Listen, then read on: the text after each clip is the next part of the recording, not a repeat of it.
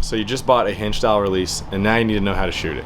In this video, I'm gonna show you the steps that I take on how I set up my release, onto how I properly execute a shot, how a Hinge style release works, and all the good things that go with how to be confident in this release. First things first, what is a Hinge style release opposed to, we'll go a normal handheld release or a typical handheld release that you see, a thumb trigger or a thumb button. So with the thumb button, just how the name sounds, I use my thumb to activate the release. I'll pull back with my thumb till you hear a click, and usually that's going to let go of the D loop, firing the arrow. On a Hinge style release, there's no trigger. You can see that's not a trigger, that's just where you can put a thumb peg if you wanted it. This release actually goes off angles. And so what I mean by that is when I'm at my anchor point, I'm going to be rotating. It goes off rotation. That is what fires it. So the first thing you should always do when getting a new release, instead of going and putting it on your bow and trying to firing an arrow, just get a piece of string, tie a loop at one end, and just pull it back to your draw length and get used to that release and how the mechanics of it and how everything works. So there's a couple different ways on how you can fire a Hinge style release. There's way one, way two, and then the best way is actually a combination of both of those. So as you can see, people are like, oh, people always like to say you got to pull through the shot. Yes, but not necessarily completely accurate with the Hinge, because as you can see, like, I'm pulling back hard and the release is not going. So usually it'll do a click because I have a clicker on this one, and then that lets me know it's getting close to firing. It is not, no matter how hard I pull back, it's not gonna go. I pull back my bow with this at 75 pounds, it's not gonna go off. It goes off of angles. So I get anchored in, I'll start rotating the release till you hear a click. There's the click, that lets me know it's getting close to firing. I keep rotating. Basically, I'm pulling back with my my ring finger on my right hand, and so pulling back, rotating that angle, and it's going to fire.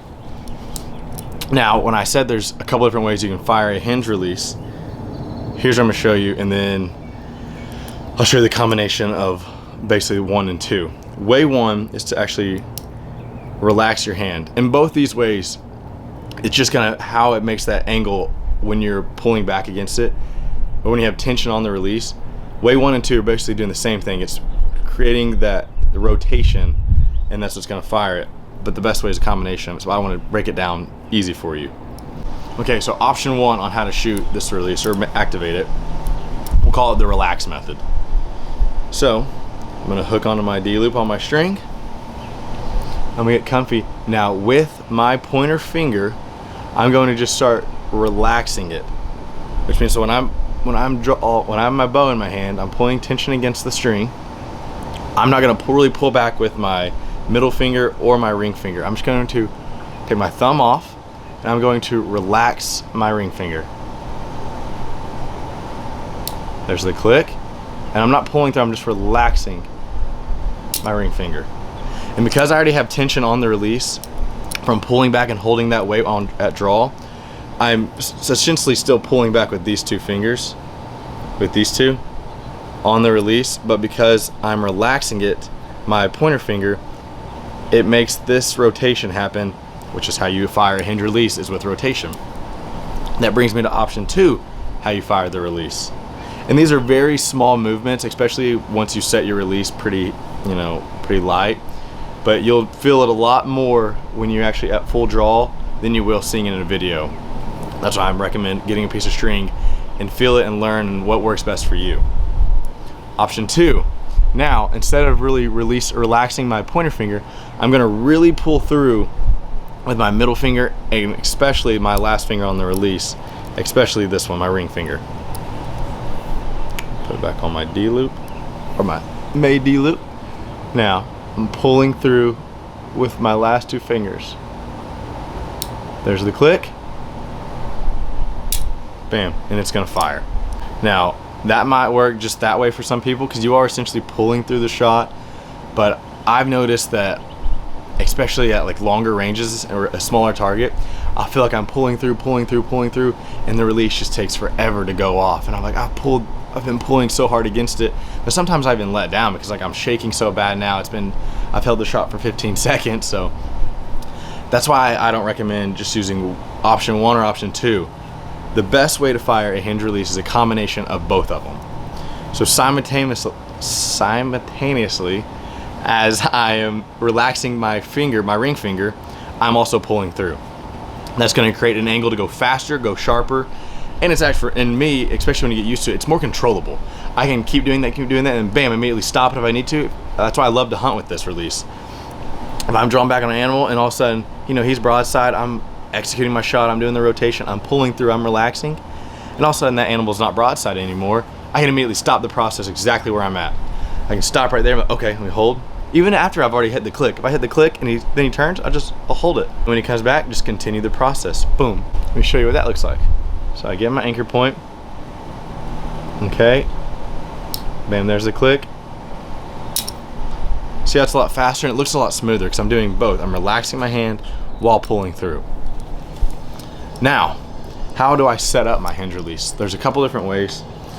With the Hinge 2 by Ultraview, it's really nice and super simple. They even have it labeled click and fire, and you can adjust it where you want it to click, and then you can make that distance between the click and the fire really long, really short, really easy to adjust. There's 2 Allen screws. There's actually a set screw in the back of it that like loosens these up. Then you adjust them how you want to. Lock that back down, tighten these back down, and don't go grab your bow and test it out. Get your piece of string, see where it's at first, get comfortable with it before grabbing your bow. An older Hinge by Ultraview doesn't have that. So what you're gonna have to do with this one, actually, it's still the same thing in the back. You adjust the tension with that screw in the back of it. And with an even older style hinge release, you actually have to loosen, there's a moon in here. They call that a little circle that's down in there. And basically that sear is going over that moon, or a half moon. And there's a little indentation before it basically comes all the way off. And that little indentation is your click you hear. Sometimes you can flip the moon around and it's gonna be smooth and you won't have a click. But it rolls, the sear rolls over that moon and it'll go boom, it hits that little dip of the moon and click. And then you keep pulling and it shears off, and that's what makes the release fire. This one, so an older style one, that moon you have to actually loosen the lock screws on the side of it, the tightening screws, and you rotate that moon however you want to where that sear is gonna go off. Another question a lot of people might ask is, why do I not have a thumb peg on this one, and on this one I do? Especially if you're learning, I recommend a thumb peg, because how you're just gonna be more comfortable drawing back is you wanna draw back with a lot of pressure on that thumb peg and basically your pointer finger. If you do that, it's not gonna trip that angle and go off. A lot of people get in trouble because they like to pull back using these fingers or their whole hand, however many fingers that release allows. And when they do that, they make that angle, they do that while they're drawing, and that's what makes the release go off. If I put a lot of pressure on this thumb peg and I pull back with my pointer finger, that angle is not, it's just not gonna create that angle. So you don't have to be scared of these. A lot of people get scared of these because they think they're gonna punch themselves in the face or they're just gonna fling an arrow. If it's set really light, maybe, but if you maintain that string angle, maintain the pressure there, you should be fine. If you bought a the Hinge 2 by Ultraview, it doesn't come with a thumb peg, but how this release is made and designed, you actually don't need one. I still use where they would go in as my thumb peg. I still put a lot of pressure on there.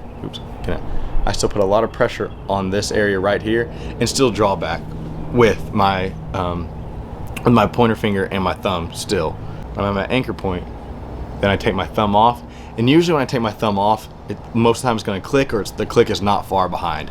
I don't want it to where I'm aiming, and then I'm pulling back, click, because at that point, I've been holding for too long and I start shaking pretty soon. So I'm gonna grab my bow, and I'm gonna show you exactly how I have this set up.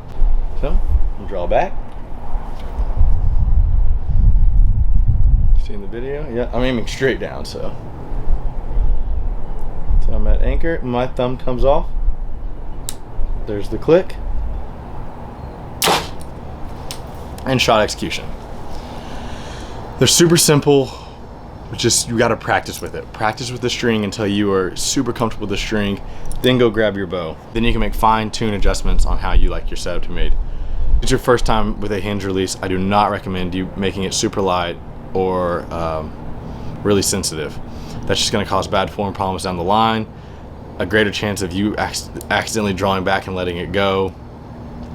You want to learn how the release really goes off and feel how it goes off, and how you do that is make it pretty hard, pretty stout to go off at the very beginning. You can rotate, bam, goes off. And then you can kind of feel for yourself, is it better if I relax my finger first and then pull through? You kind of figure out what works best for you, like the combination of it. Is it 30% letting off, relaxing my pointer finger, and 70% pulling through, or vice versa? So don't make it super hot to begin with until you're comfortable with it. Hopefully this video helped you. If you have any questions, just leave them down in the comments. I'll be happy to answer them. Hopefully y'all start shooting your Hinge great, and have a good one.